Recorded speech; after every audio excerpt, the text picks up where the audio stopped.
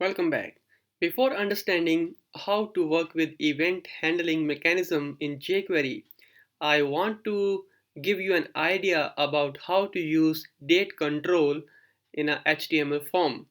So rather than creating your own date of birth control, you can even use HTML5 date control. So let me first erase everything here.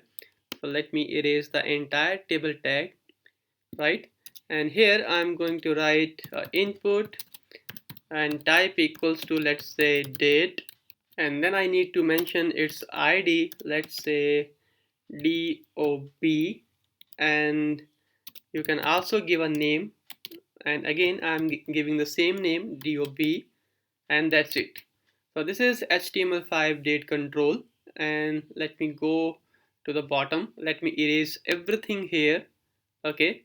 Or you can even comment it right now, right?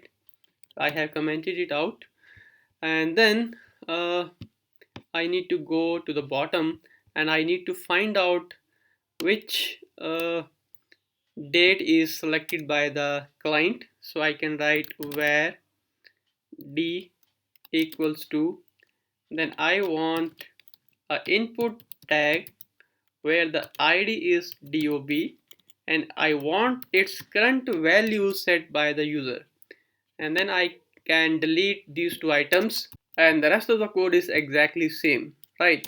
So let me first save my page and then execute your page, refresh your document, go to the register, and see I got a new control here, that is the date of birth, and it's the output of input tag where type is date.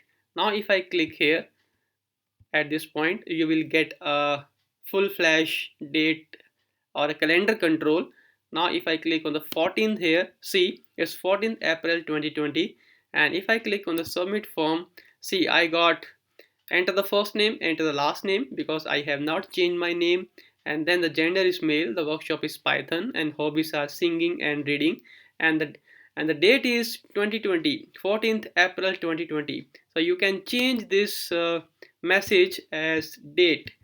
You can write date is, and that's it. Go back, refresh, and click on submit form. Okay, let me first choose it. I have not choose the date here. So go back and now click on the 14th, and see I got date is 14th April 2020. So this is how you can even use a date control too, and that is a much better way, okay?